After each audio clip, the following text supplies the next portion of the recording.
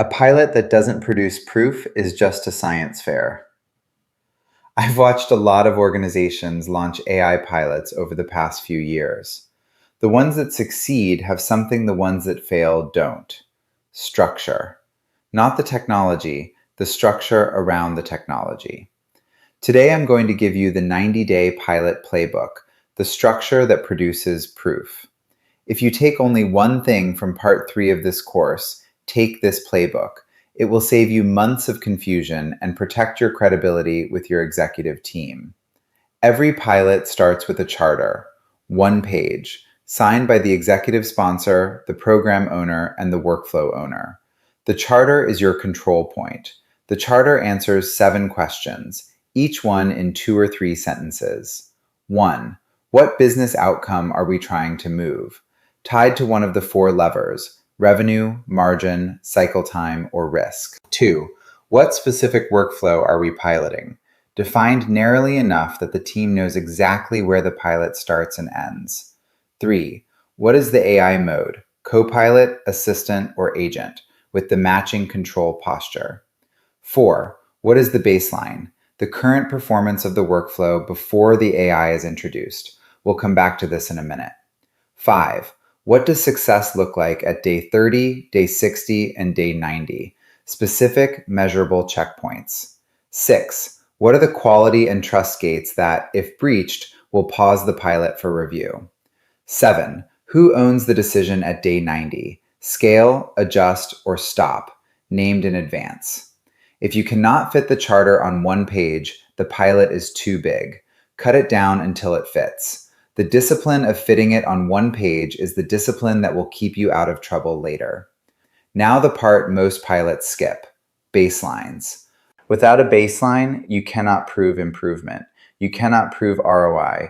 You cannot defend the pilot to your CFO, your board, or anyone who asks what value you actually got. Period. Most teams skip baselines because they feel slow. They are not slow. They take days, not weeks, if you are disciplined.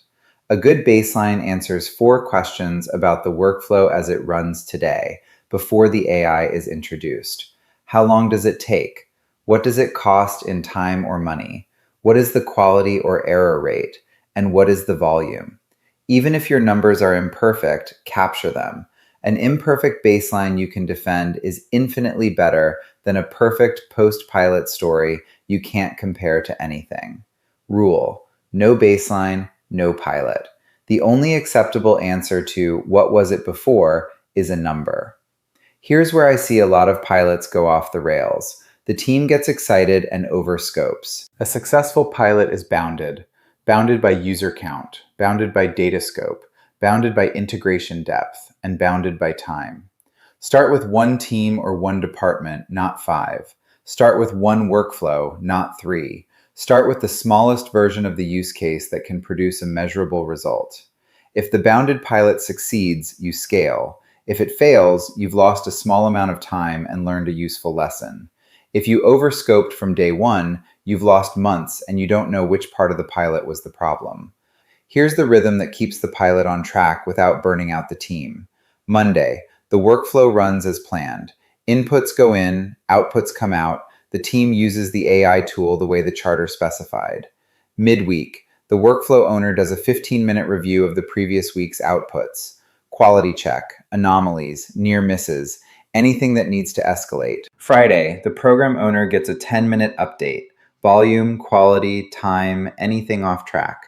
This rolls up to the monthly AI review meeting we covered in episode 7.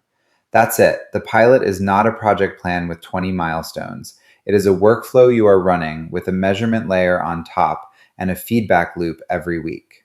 And here are the gates that will save you from quietly producing fake ROI. Gate 1, a quality threshold.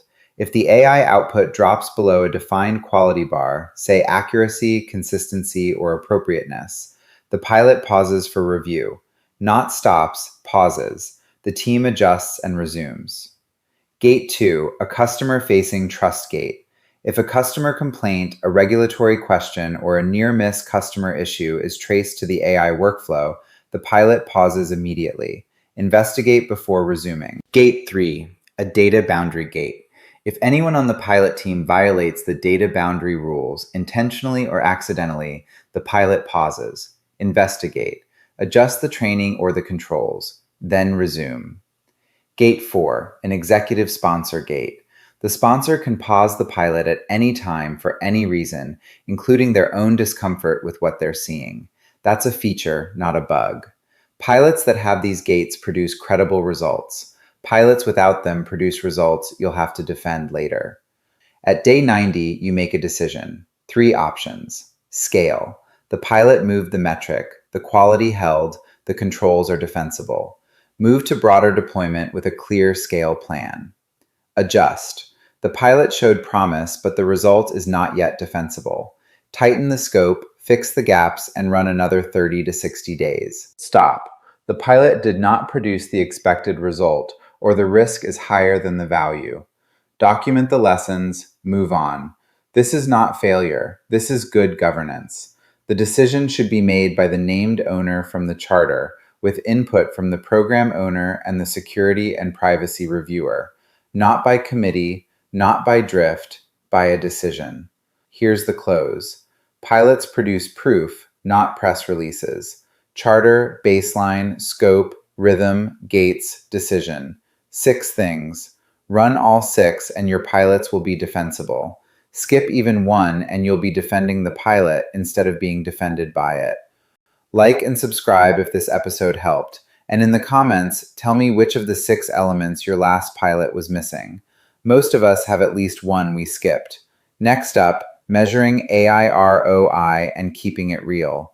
The honest framework for measuring AI return and how to spot the fake ROI that quietly kills programs. See you there.